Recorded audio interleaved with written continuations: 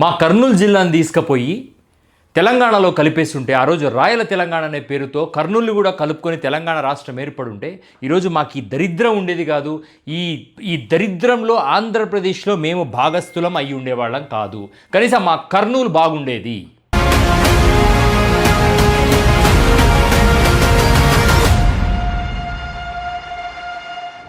ఈ మాట చెప్పడానికి నాకు ఒక బలమైన కారణం ఉంది. నాకు రాజకీయాలు భ్రష్టు పట్టిపోయాయి, దరిద్రంగా ఉన్నాయన్న విషయం నాకు తెలుసు. బట్ దిస్ టర్మ్ నాకు అర్థం కావట్లేదు. చంద్రబాబు నాయుడు గారికి ఏ పిచ్చి పట్టిందో, అధికారం పోతే చచ్చిపోతాను అనుకుంటున్నాడో ఏమో నాకు తెలియదు. కానీ రాజకీయంలో గెలుపు ఓటములు సహజం. రాజకీయం అనేది ఒక పద్ధతిగా జరగాలి. పాలసీల మీద మీరు ఎలాగో వాదించుకోలేరు, పాలసీల మీద మీరు ఎలాగో కొట్లాడి చావలేరు.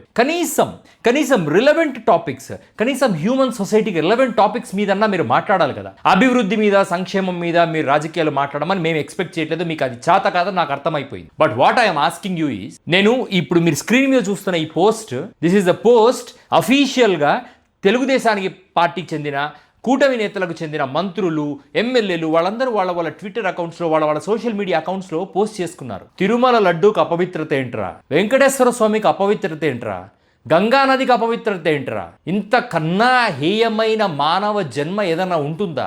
అసలు పొద్దున నిద్ర లేచినప్పటి నుంచి అసలు దేవుడు అంటే చాలా బాధ్యతగా రెస్పెక్ట్ ఇచ్చే కుటుంబంలో పుట్టిన ఎందరో ఉన్నారు, మాలాంటి వాళ్ళు ఎందరో ఉన్నారు. ఈ డబ్బా కొట్టుకోవట్లేదే ఎవరు? పండితులు, వేద పండితులు, పేదరికంలో ఉన్న బ్రాహ్మలు, వైశ్యులు, ఎంత గొప్ప గొప్ప వాళ్ళు పొద్దున్న లేచినప్పటి నుంచి వెంకటేశ్వర స్వామిని తలుచుకుంటున్నారే.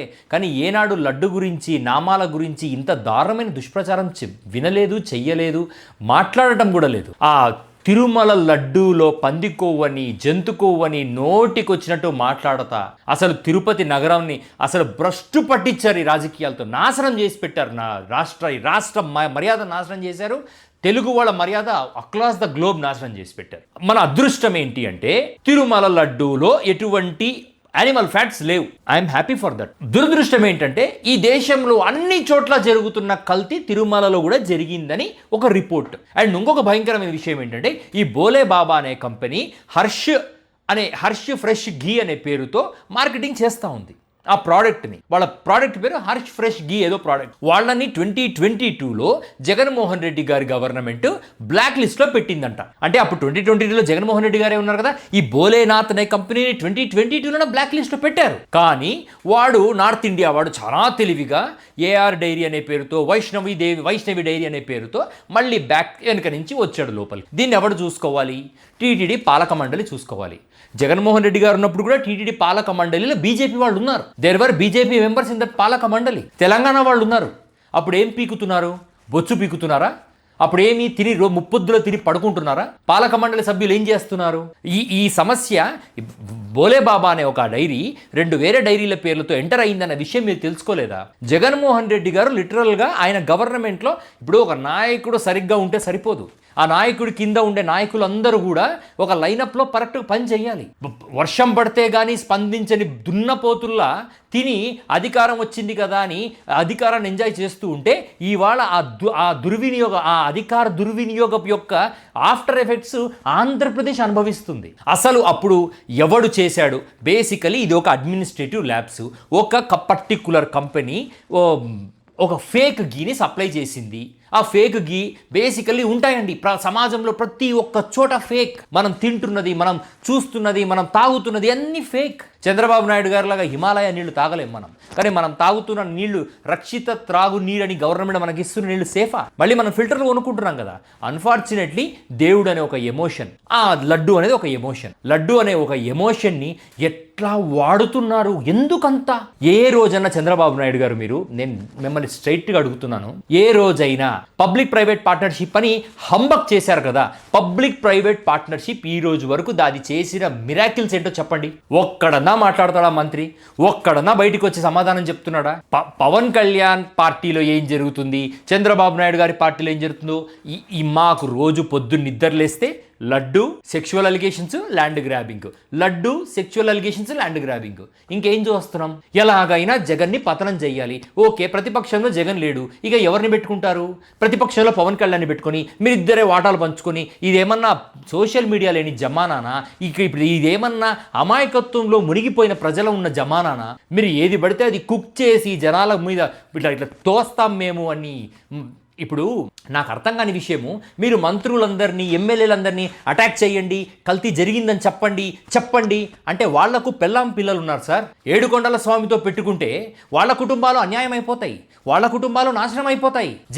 జరిగిందని చెప్పి జనాల మనసులో విషాన్ని నింపి ఆ దైవాన్ని సార్, మీరు రాజకీయ నాయకులు, మీలాంటి వాళ్ళకి తెలియదు ప్రజల మనసులు ఎలా ఉంటాయో. ఇప్పుడు ఒక పేద బ్రాహ్మడు, ఒక రోజు నిత్యాగ్నిహోత్రం చేసుకుంటున్న బ్రాహ్మలు, వ్యాపారం చేసుకుంటున్న వైశ్యాసు, పెద్ద దేవుణ్ణి నమ్ముకున్న ఇట్లా రకరకాల జాతుల వాళ్ళు అపవిత్రమని చెవులు పట్టుకొని ఏడుస్తున్నారు, బాధపడుతున్నారు. మీరు ఏడిపిస్తుంది వాళ్ళ కుటుంబాలను, వాళ్ళ మనోభావాలను వేధిస్తున్నారు. మీరు ఇట్లా పిండుతున్నారు, వాళ్ళ గుండెలు ఇలా పట్టుకొని పిండుతున్నారు చేతులతో. దయచేసి చంద్రబాబు నాయుడు గారు, మీకు కుటుంబాలు ఉన్నాయి, మీకు జీవితాలు ఉన్నాయి, మీది ఒక అద్దాల మేడ, ఒక డబ్బున్న ఒక సంపన్నమైన కుటుంబంలో మీరు పడ్డారు. ఒక గొప్ప మామ దొరికాడు, ఎలా దొరికాడు. మీరు చాలా ఎంజాయ్ చేస్తున్నారు జీవితాన్ని. కానీ మా జీవితాలు అలా ఉండవు. మాకు ఒకటే ఒక్క ఎమోషన్, దేవుడు. ఈ లడ్డు ఇష్యూ అనేది ఇది ఒక కల్చరల్ ఇష్యూ కాదు, ఇది ఒక సోషల్ ఇష్యూ. చదువుకున్న వాళ్ళకి ఎవరికైనా ఇది ఒక సోషల్ ఇష్యూ. అనవసరంగా జనాలలో మతోద్రేకం లేపి, ఉద్రేకం పిచ్చోళ్ళని చేసి వాళ్ళు కొట్టుకొని చేస్తే దాంట్లో చలి కాచుకొని రాజకీయాలు చేసుకుందాం అనుకుంటున్నారా సార్? తప్పు సార్, ఇది తప్పు. మీరు సీనియర్ పొలిటీషియన్, ఒక పనికిమాల డమ్మీ సినిమా యాక్టర్ పొలిటీషియన్ కాదు.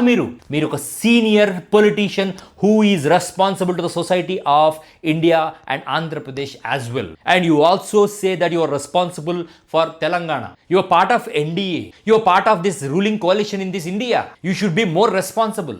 You can't just do politics in the name of religion, in the name of God. You should be much more responsible. Sir, dayachesi, we as the people of Andhra Pradesh, we the Telugu people are requesting you to stop this bloody shit politics in the name of God, because it is hurting our sentiments, it is hurting our emotions very badly. And Pawan Kalyan garu meeku kuda cheptuna, ee allegations చేసిన తర్వాత మీ చిన్న కుమారుడు పవనోవిచ్ రష్యాలో అగ్ని ప్రమాదానికి గురయ్యాడు. మీరు ఇంతమంది అలిగేషన్ చేస్తున్న ఎవరు ఏ సమస్యలు ఎదుర్కోవట్లేదు. కాబట్టి సార్, దేవుడు కళ్ళు మూసుకొని ఉండడు, కళ్ళు తెరుచుకొనే ఉంటాడు. వద్దు, మనకు ఆ పాపం మన కుటుంబాలకు వద్దు. దయచేసి మీరు ఈ రాజకీయాన్ని ఇక్కడికి ఆపండి, దాన్ని ఒక సోషల్ ఇష్యూగా ముందరికి తీసుకెళ్ళండి. కల్తీ జరిగితే కల్తీ చేసిన వాళ్ళందరినీ పట్టుకోండి, కల్తీ చేసిన వాళ్ళని న్యాయస్థానాల ముందు నిలబెట్టండి, మరొకసారి కల్తీ జరగకుండా చూడండి. But this is not right. If you are going to continue this, God will definitely punish all the stake holders.